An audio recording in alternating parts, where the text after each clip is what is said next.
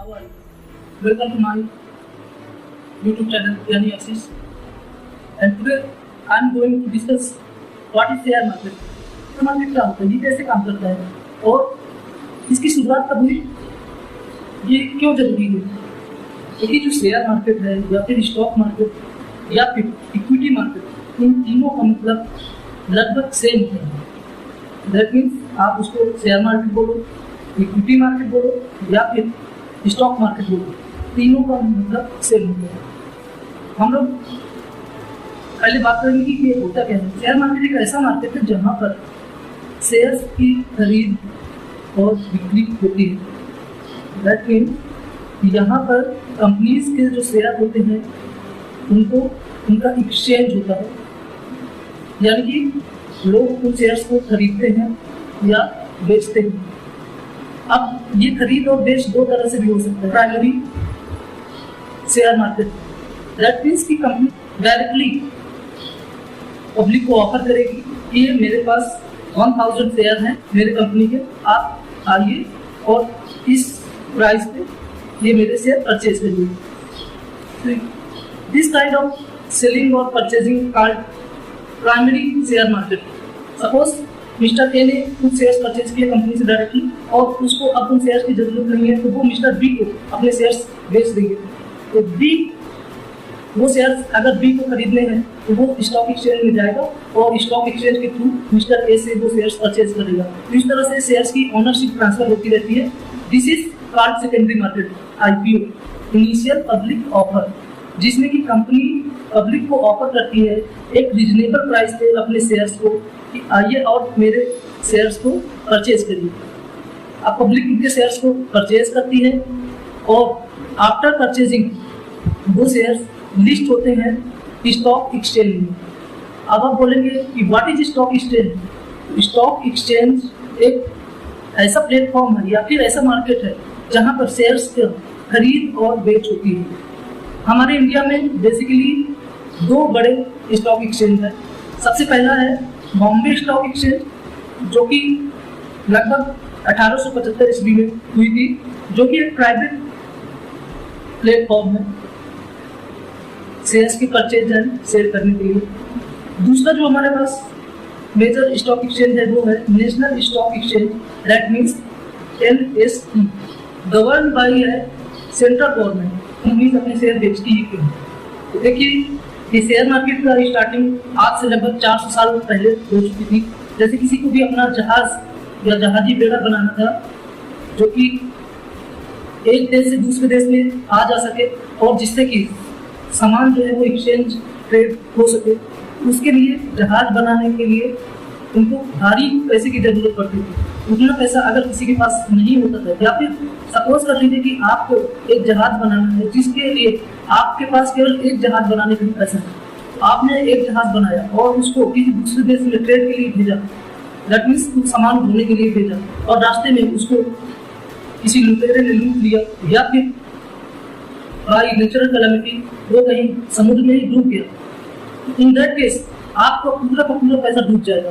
तो इस लॉस को रिकवर करने के लिए, इस लॉस को मिनिमाइज करने के लिए उस टाइम पे लोगों ने दिमाग लगाया और एक जहाज ना बना करके 4 लोग मिल करके 4 जहाज बनाना स्टार्ट कर दिए, जिससे कि क्या होता था कि सपोज अगर एक जहाज डूब भी गया तब भी 3 जहाज बचते थे और उस 3 जहाज से जो भी प्रॉफिट आता था वो 4 लोगों में डिवाइड हो जाता था। तो यहाँ पर जो शेयर मार्केट होता है ये भी केवल इसीलिए बना है, ये केवल इसीलिए कंपनीज अपने शेयर ऑफर करती है पब्लिक को, जिससे कि सबसे पहली चीज कि उनका रिस्क मिनिमाइज हो सके।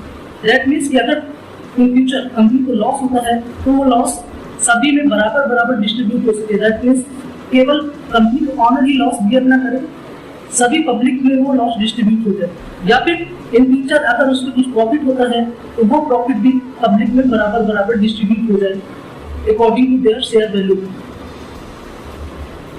अभी सपोज कर लेते हैं इन प्रेजेंट सिनेरियो, अगर मुझे एक कंपनी स्टार्ट करनी है जिसके लिए मुझे 1 करोड़ रुपए की जरूरत है, मेरे पास केवल 10 लाख रुपए है, तो बाकी के 90 लाख रुपए अगर मुझे चाहिए तो मैं अपने कंपनी के कुछ शेयर्स पब्लिक को डिस्ट्रीब्यूट कर दूंगा और पब्लिक वो शेयर्स लेगी और बदले में मुझे पैसा देंगे, जिससे कि मैं अपना कंपनी रन कर सकता हूँ। सपोज अगर मेरे पास पूरे 1 करोड़ की होते, अगर मैं वो पूरा 1 करोड़ रुपये एक ही कंपनी में लगा देता हूँ और इन फ्यूचर अगर उसमें कुछ लॉस होता है तो वो लॉस पूरा वो पूरा मुझे ही बर्दाश्त करना पड़ेगा। इससे अच्छा है कि मैं कुछ पब्लिक से पैसा मंगा करके अपना केवल 50 लाख रुपए उसमें लगाऊं और पब्लिक से कुछ पैसा मंगा करके 1-1 करोड़ की 2 या 3 कंपनी स्टार्ट कर दूं, जिससे कि अगर सपोज फ्यूचर में एक कंपनी डूबती भी है तो बाकी की 2 या 3 कंपनियों से मुझे प्रॉफिट आता रहेगा, जिससे कि मेरा जो 1 करोड़ रुपए है वो सेव होगा और पब्लिक को भी इससे बेनिफिट होगा, जिससे कि वो उस कंपनी के एक हिस्सेदार बन सकेंगे। क्या हो अगर आपसे बोला जाए कि आप जियो या फिर रिलायंस के मालिक बन सकते हैं? जी हाँ दोस्तों, आप रिलायंस या जियो के मालिक बन सकते हैं बाय परचेजिंग देयर शेयर। आप TCS, Wipro, Infosys, ICICI bank, HDFC bank, इस तरह से हजारों कंपनियों के आप ऑनर या फिर पार्शली मालिक बन सकते हैं बाय परचेजिंग देयर शेयर्स। जरूरत नहीं है कि आपके पास करोड़ों रुपए होंगे तभी आप इनके शेयर्स खरीद सकते हैं। आप मिनिमम 500 रुपए, 1000 रुपए से इनके शेयर्स वैल्यू खरीद सकते हैं। फॉर एग्जाम्पल अगर टाटा मोटर्स का आपने नाम सुना होगा, जो कि ऑटो सेक्टर में एक सबसे बड़ी कंपनी है, उसका शेयर प्राइस है अप्रॉक्स 300 रुपीज। आप केवल 300 रुपए लगा करके टाटा मोटर्स में हिस्सेदारी ले सकते हैं। बीएसई बॉम्बे स्टॉक एक्सचेंज, जिसमें कि लगभग 8000 प्लस कंपनी है, और एनएसई जिसमें कि लगभग 2000 प्लस कंपनीज है, रजिस्टर्ड है, लिस्टेड है। इनमें अगर सपोज पता करना है कि मार्केट का ओवरऑल जो कि एवरेज में मूड है, मार्केट का मूड जानने के लिए हम लोग को कैसे पता चले कि मार्केट में पॉजिटिविटी है या फिर निगेटिविटी है, या दैट मींस मार्केट का प्राइस ऊपर जा रहा है या फिर डाउन जा रहा है। इसके लिए 2 इंडेक्स बनाए गए हैं, जैसे कि बॉम्बे स्टॉक एक्सचेंज के लिए बनाया गया है सेंसेक्स सेंसिटिविटी इंडेक्स, जो कि हमको बताता है कि पिछले कल के कंपैरिजन में आज मार्केट ऊपर जा रहा है या फिर नीचे जा रहा है। This is the indication. Similarly Nifty, जो कि एनएससी के लिए बनाया गया है, निफ्टी जो कि एनएससी की टॉप 50 कंपनीज को रिप्रेजेंट करता है, और वो बताता है कि आज मार्केट का ट्रेंड या फिर मार्केट का मूव कैसा है, अपसाइड है या फिर डाउन साइड है। सपोज मुन्ना भाई ने 30 कंपनी बनाई और स्टॉक एक्सचेंज में लिस्ट की और पब्लिक से बोले कि आप मेरे शेयर्स परचेज करो और बदले में मुझे पैसे दे दो। पब्लिक ने उसके पैसे के बदले में शेयर्स परचेज किया और कुछ दिन बाद वो कंपनी बंद हो गई।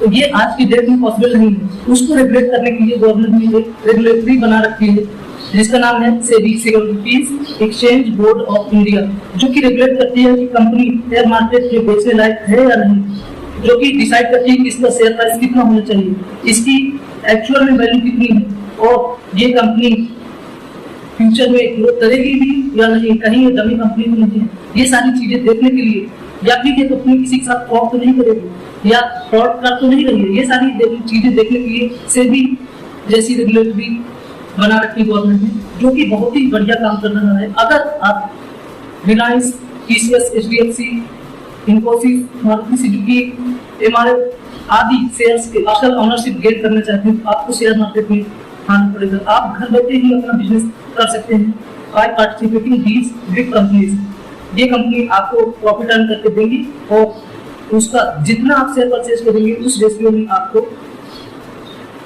प्रॉफिट मिलेगा।